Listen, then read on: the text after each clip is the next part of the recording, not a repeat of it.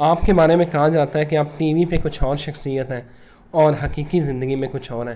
اب یہ بتائیں کہ اصلی والے اولیاء صاحب کون سے ہیں؟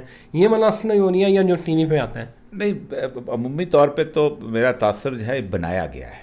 میں آپ کو بات بتاؤں کہ گزشتہ 8-10 سال سے میرے بارے میں ایک خاص قسم کا پروپیگنڈا کیا گیا ہے کہ بہت سخت مزاج آدمی ہوں اور میرے اندر کوئی حصے لطیف قسم کی چیز نہیں ہے.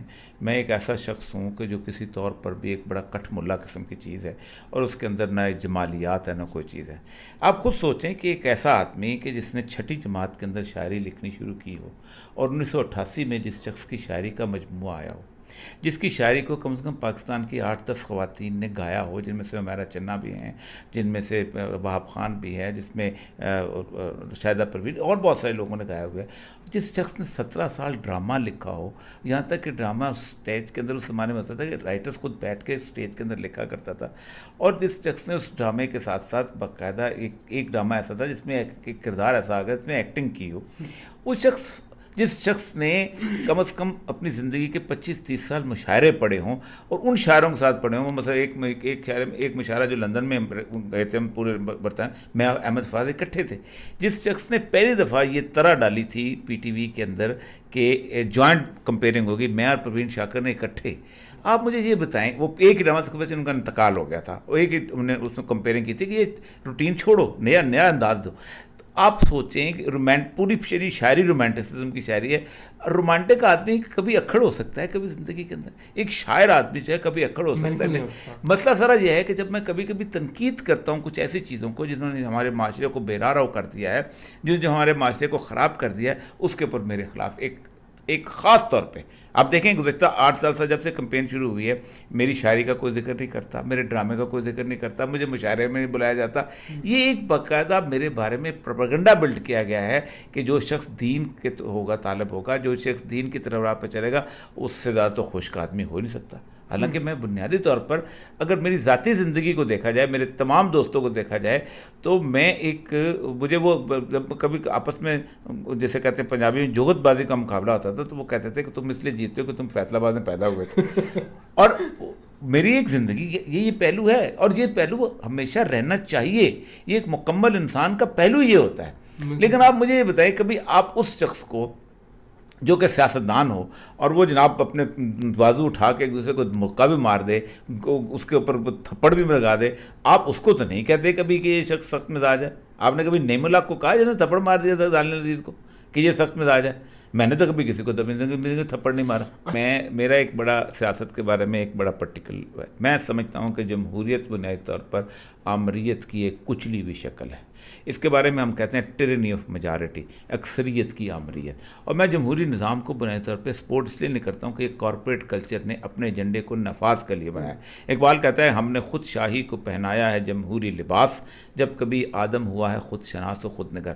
عمران خان کو بنیادی طور پہ میں ایک ایسے حوالے سمجھتا تھا کہ باقی جتنی پولیٹیکل لیڈرشپ ہے اس میں نیت ٹھیک ہے اس کی، اور اس کے اندر اس کے پیچھے کوئی بیگیج نہیں ہے، کرپشن کا کوئی بیگیج نہیں ہے. اور میں نے اس کو سپورٹ تو نہیں کیا، لیکن میں اس کے بارے میں سمجھتا تھا میرا ایک سافٹ کارنر تھا، کیونکہ میں نے باقی دونوں کے ساتھ کام کیا ہوا تھا. میں نے آپ دیکھیں ضیاء الحق کے زمانے میں جنیجو کی گورنمنٹ میں میں نے سول سروس جوائن کی.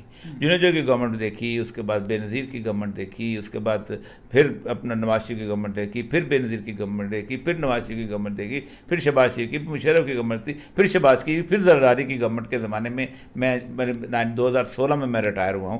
آپ سوچیں میں ان کو قریب سے دیکھا. پالیسی نواز شریف کو ایماندار نہیں ثابت کیا، زرداری کو ایماندار نہیں ثابت کیا.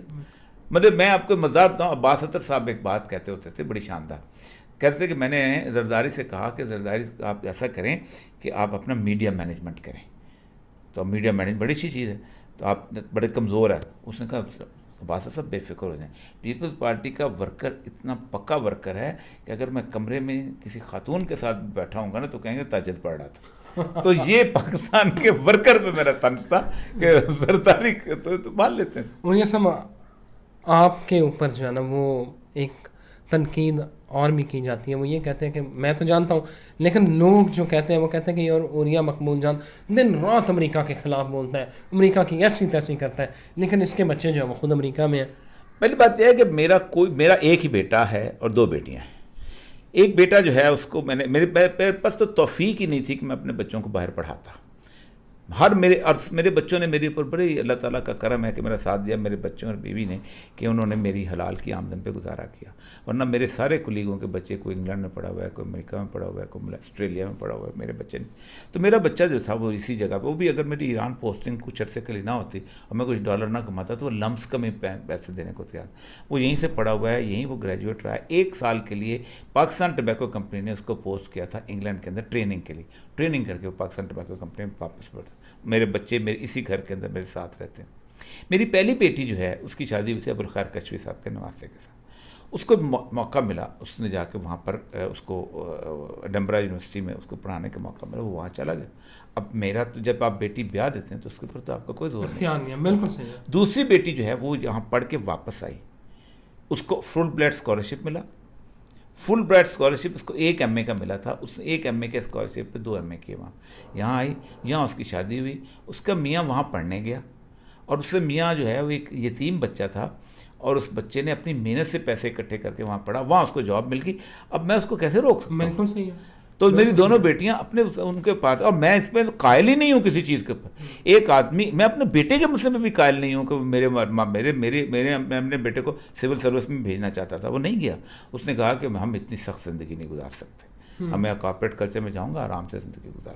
میں نے گھر پوری زندگی میں کوئی ایک پلاٹ بھی نہیں لیا سرکاری. میرے کھاتے میں یہ پلاٹ قطن, جب میں نے پہلی دفعہ جب 18 گریڈ میں تھا تو مجھے اکبر بگٹی صاحب نے پلاٹ لاٹ کیا تھا, میں نے انکار کر دیا تھا. میں نے 21 گریڈ کا پلاٹ نہیں, کوئی پلاٹ نہیں لیا. آخر آپ کا جھگڑا شہباز شریف کے ساتھ کیا تھا؟ دیکھیں, شہباز شریف صاحب کے ساتھ میرے بڑے اچھے تعلقات تھے. میں انگلینڈ میں ان سے اس زمانے میں ملا تھا کہ جس زمانے میں لوگوں ملنا, مطلب مشرف کے وہ لگے ہوتے تھے پیچھے. میرے بچے سے انکوائری ہو گئی تھی, آپ ملنے کیسے گئے؟ میں نے کہا تو ایسی کون سی بات ہے, انسان تو ملتا ہے. تو وہ میں جب یہاں پر آیا تو میں جوائنٹ سیکرٹری ہیلتھ تھا. تو شہباز شریف صاحب نے مجھے کہا کہ آپ یہاں آ جائیں, پنجاب کے اندر آ جائیں. تو میں نے کہا دیکھو میں آ بھی جاؤں نا, مجھے ایک جگہ مت لگانا, باقی جہاں مرضی لگا دینا, مجھے اس انفارمیشن میں نہ لگانا. کیونکہ سیکرٹری انفارمیشن اس طرح کے کام کرنے پڑتے ہیں اس کو کہ سیکرٹری انفارمیشن جو ہے نا اس کے سامنے اس کے اپنے دوست ذلیل ہو جاتے ہیں. آپ جو ایک بندے کو لفافہ پکڑا رہے ہو یا پکڑوا رہے ہو یا کسی کو کہہ رہے ہو تو وہ نہیں ہو آپ کے سامنے چاہتا, کلیگ اپنے. اور میرے سینے میں بہت راز ہیں, سیکرٹری انفارمیشن بہت راز ہوتے ہیں, لیکن اس نے مجھے سیکرٹری انفارمیشن ہی لگایا. اور اس دوران صورتحال یہ تھی کہ اس نے مجھے 1-2 کام کیے. ایک کام اس نے یہ کہا کہ یہ جو ڈونگی گراؤنڈ ہے نا اس کا کیا کریں. میں نے ڈونگی گراؤنڈ کے بارے میں سجیشن دی کہ اس کی ایک لائبریری سی بنا دیتے ہیں, اور لائبریری جو ہے اس کے اندر 3 وہ ہیں. تو میں انٹرنیشنل بات کر لیتا ہوں, اوپر سبزہ ہوگا, نیچے انڈر گراؤنڈ 3 فلور بن چکے ہیں, پارکنگ اسی میں اور ورچوئل لائبریری بناتے ہیں تاکہ ریسرچز ہوں. ٹھیک ہے. اس دوران جو ایک پلاٹ تھا PC لاہور کے ساتھ, اور PC لاہور جو تھا اس کے ساتھ نظریہ پاکستان ٹرسٹ وغیرہ کو الاٹ کرنے کے مجھے کہا, اور یہ سب الاٹ کرنا ہے. میں نے کہا یہ میں الاٹ نہیں کر سکتا ہوں کہ یہ میں اس کا کسٹوڈین ہوں ایز اے ٹرسٹ, تو یہ میرے بس کی بات نہیں آپ نے کرنا ہے. اس نے مجھے آرڈر بھیجا, میں نے ایک سمری لکھ کے بھیج دی باقاعدہ کہ آلریڈی جو 4 کنال مجید نظامی صاحب نے لیا ہے وہ بھی خالی کریں. مجھے تو غصہ آ گیا. اب اس میں اوپر میٹنگ چلتی نہیں, لیکن مجید نظامی صاحب کے سامنے میری شکایت ہے وہ, لیکن غصہ بہت تھا. ان کو کسی نے بتایا کہ شاید میں نے ڈونگی گراؤنڈ میں کام نہیں کیا ہوا کوئی.